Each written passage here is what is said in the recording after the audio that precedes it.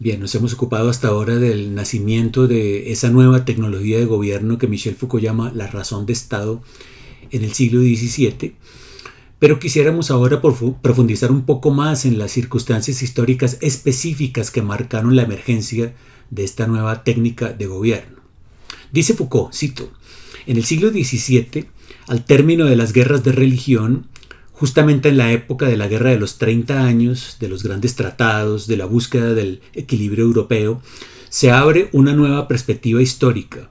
Aparece un conjunto de estados discontinuos que se entregan a una historia sin esperanza, puesto que carece de final. Unos estados que apuntan a una razón cuya ley no es la de una legitimidad dinástica o religiosa, sino la de una necesidad que ella debe afrontar en los golpes que son siempre azarosos. Estado, razón de Estado, necesidad, golpe de Estado riesgoso, todo eso va a constituir el nuevo horizonte trágico de la política y de la historia. Fin de cita de la página 309. Y pues aquí Foucault tiene razón al mostrar cómo la guerra de los 30 años en Europa entre católicos y protestantes pues no tuvo un significado puramente religioso, sino que fue una guerra de gran importancia geopolítica entre las diferentes monarquías europeas. Es la época en que la monarquía española de los Austrias pierde su hegemonía en Europa y en las que otras potencias como Francia y los Países Bajos empiezan a tomar fuerza. La Guerra de los 30 años termina en 1648 con el Tratado de Paz de Westfalia y fue una de las más devastadoras de la historia de Europa hasta ese momento, con un saldo de 8 millones de muertos. Por eso Foucault dice que con el triunfo de la razón de Estado nace también el horizonte trágico de la historia. Esto es debido, como decíamos, a que el arte de gobernar ya no puede recurrir a ninguna instancia normativa de orden trascendente, sino únicamente a la pragmática del Estado, con lo cual pues la historia se vuelve incierta, llena de riesgos y sometida a los caprichos de la política.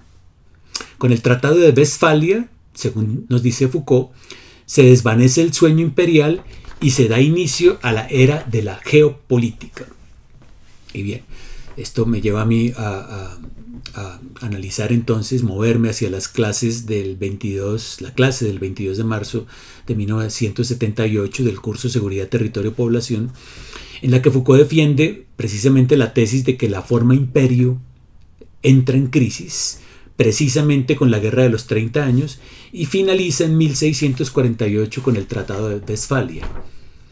Es decir, que si, como veíamos antes, la monarquía absoluta que se empieza a formar en el siglo XVI, primero en España, luego en Inglaterra y Francia, fue la primera encarnación del Estado moderno, lo que podríamos denominar la modernidad política temprana, pues, esta llega a su fin en el año de 1648. Cito. El fin del Imperio Romano debe situarse exactamente en 1648, dice Foucault. Es decir, el momento en que por fin se reconoce que el imperio no es la vocación última de todos los estados, no es ya la forma esperada o soñada en la cual los estados se fundirán algún día. Y en la misma época, siempre con el Tratado de Westfalia, se constata por una parte que la fractura de la Iglesia provocada por la Reforma ya es un hecho adquirido, institucionalizado y reconocido. Y por otra, que los estados ya no deben agruparse de acuerdo con su pertenencia religiosa, católicos o protestantes.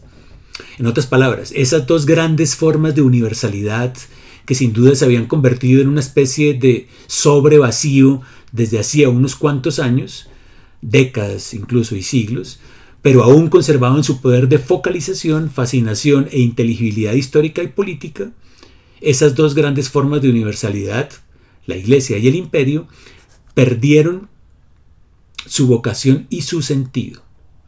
Ahora se trata, a partir de 1648, de unidades que procuran afirmarse en un espacio que ha pasado a ser el de la competencia y la dominación comerciales, un espacio de circulación monetaria, un espacio de conquista colonial, un espacio de control de los mares. El Estado solo puede afirmarse en un espacio de competencia política y económica, un espacio de competencia que va a dar sentido al problema del aumento estatal como principio, hilo conductor de la razón de Estado. Fin de cita de las páginas 334 y 335, y bueno, acá hay varias cosas que merecen ser comentadas. En primer lugar, Foucault dice que el imperio, la forma imperio, termina exactamente en el año de 1648. La forma imperio que se había formado desde Roma. ¿Qué significa esto? Básicamente se refiere a la vieja idea imperial del Sacro Imperio Romano Germánico, que en el siglo XVI hizo suya la dinastía de los Austrias bajo la égida del emperador Carlos V. Foucault dice que el Tratado de Westfalia significó el entierro definitivo de la forma imperio, ya que a partir de entonces los estados europeos ya no buscan lograr el monopolio absoluto de un gran territorio, sino más bien la competencia económica entre ellos, que incluye, dice Foucault, la conquista colonial y el control sobre los mares. Me parece a mí que estas dos afirmaciones son bastante problemáticas. En primer lugar, Foucault olvida que el imperio de Carlos V ya era colonial, incluidas todas las posesiones españolas en las Américas, y continuó siendo colonial hasta comienzos del siglo XIX. Olvida, por tanto, que ya desde el siglo XVI el colonialismo era un subproducto de la competencia económica y política entre potencias europeas, en este caso entre España y Portugal. No tenemos que esperar hasta el Tratado de Westfalia para que esto ocurriera. El argumento de Foucault se explica únicamente por su ceguera colonial y eurocéntrica. Él cree que en 1648 se termina la forma imperio porque ya ningún estado puede levantar la pretensión de establecer una monarquía universal sobre toda Europa. Su visión es por tanto nítidamente intraeuropea. Pues si vemos las cosas desde el punto de vista de las colonias, desde el punto de vista mundial, no solamente europeo, difícilmente podría argumentarse que la forma imperio terminó en 1648. El sueño imperial continuó hasta mucho tiempo después y seguramente continúa vigente hasta el día de hoy. Ahora bien, y este sería un segundo comentario al texto que acabamos de leer, Foucault dice que el Tratado de Paz de Westfalia creó unas reglas de juego que impiden que un Estado europeo pueda ocupar por la fuerza el territorio de otro Estado europeo. Es decir, que la relación entre Estados ya no está regida por la guerra, sino por la competencia económica. Este, desde luego, es un argumento que refuerza lo dicho antes, en el sentido de que Foucault abandona el modelo bélico en la medida en que se da cuenta de que el gobierno económico, que se desbloquea ya desde el siglo XVII, decíamos, recurre a tecnologías de conducción de la conducta que ya no apelan directamente a la violencia sobre los cuerpos.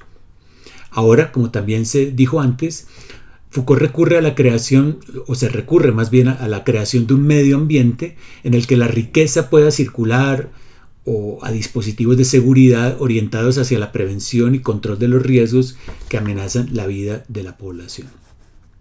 Pero no nos adelantemos tanto, quedémonos todavía en la segunda mitad del siglo XVII, donde la razón de Estado es la tecnología de gobierno predominante, pero que se va debilitando paulatinamente, nos dice Foucault, a partir del Tratado de Westfalia. En la clase del 22 de marzo de 1978, Foucault estudia las condiciones geopolíticas que van a permitir, en menos de 150 años, que el capitalismo se convierta en el nuevo lugar de la soberanía, sometiendo el poder del Estado. Vamos avanzando, por tanto, desde la razón de Estado hasta el liberalismo de los siglos XVIII y XIX y luego hacia el neoliberalismo del siglo XX. Y este es el camino pues, que empiezan a tomar las investigaciones de Foucault ya desde este curso Seguridad, Territorio, Población, y que continuarán con su nuevo curso en el Collège de France en 1979, Nacimiento de la Biopolítica.